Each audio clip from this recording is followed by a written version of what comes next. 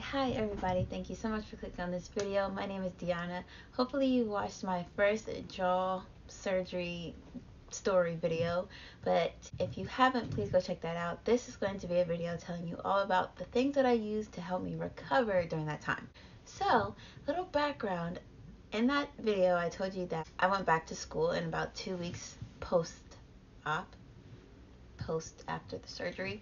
I went back to college because I had the surgery done while I was in college, and I went back 2 weeks later. So if you know anything about the surgery, it takes about a month for the swelling to go down, and when I heard that news, I was like, absolutely no, I cannot wait a whole month to go back to school, especially during that time was homecoming and I worked at NASA as an intern, so I couldn't really take that much time off of school anyway. So the first thing I did was just Google. I Googled everything to help with swelling, to help with just to help with my jaw in general, like to make it get better faster. So I think the things that I used definitely helped a lot. I'll be showing you photos of what my jaw looked like in that time and what it looked like when I went back to school. I wasn't at all like fully healed or anything like that, but I wasn't super swollen like how I was when I first had my surgery. And then it took the swelling, I would say it probably did take the entire month for the swelling to go completely down, but I definitely had the swelling down enough to be able to talk to people and feel comfortable like having other people see my face. So I'm going to tell you about some of the things that I did. One of the things that I did often was using hot compresses and cold compresses. So I pretty much had something on my face the entire day and at night too. So my mom gave me this thing. She would stick it in the microwave and I could like put it on my jaw underneath, and it felt so warm. It felt so good. It helped with swelling. But that was my warm compress, and then I also had a cool compress that I use on my eyes, and it's kind of like the jellies, so you can just leave it in the freezer and then put it on your face. So I would do 15 minutes on and then 15 minutes off, and then alternate between the hot and the cold. The next thing that I did was utilize turmeric. I don't know if you all are aware, but turmeric is a root and it helps with inflammation both on the inside and on the outside. So I tried to incorporate like turmeric powder, well, turmeric in the powder form, and a lot of the things that I drank, but also I would mix it together and make a turmeric paste. So it's just a little bit of turmeric, a little bit of water. I didn't have any measurements at all, but I just wanted that pasty consistency. And I put it on my face. One thing to watch out for with turmeric though is that it does stain. So if you have lighter skin or if your skin is prone to showing things, the turmeric, you'll be able to see it. That's all I'm saying. The next thing that I did was I did not talk. Like I've definitely tried my hardest not to talk, not to laugh, because you can't, like, when things are healing, you want to not mess with them. And it's crazy because it's your jaw, it's your mouth, like that's the way you communicate. But I really tried not to say anything or laugh or anything. Like I would text, I would write, I would do all those things, but I wouldn't really speak because I know that my jaw needed its time to heal.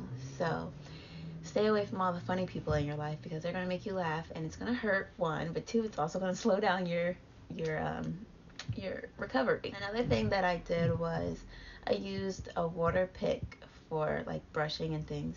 I still had braces on at that time, and it was difficult to brush my teeth or just really to open my mouth fully at all. So what I did was use a water pick and just try to get down deep.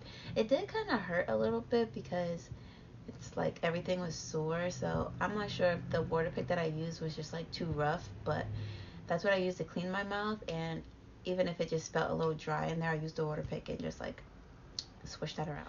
Also, another thing that I did was I continued using a liquid diet. So I drank a lot of like naked juices, and when I was able to switch over to soft foods, I only ate soft foods. I didn't try to chew at all. Like I said, I wanted to limit what I was doing with my jaw, so I ate mashed potatoes. I ate sweet potatoes in the mashed form. Meatloaf, if it was like really really soft, biscuits and gravy and things like that. Like I ate really soft foods, and I drank a lot of juices, and Ensure, that's what I was drinking, a lot of Ensure. Also, I'm not sure if this helped me with my recovery, but I limited the amount of medications that I was taking.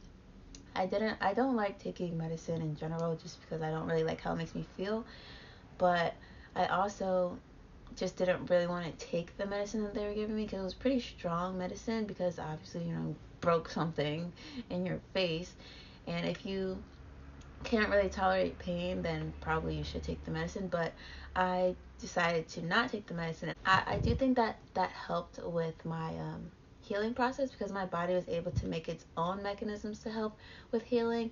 And when your body's able to do anything by itself, you should allow it to, especially if you can handle it.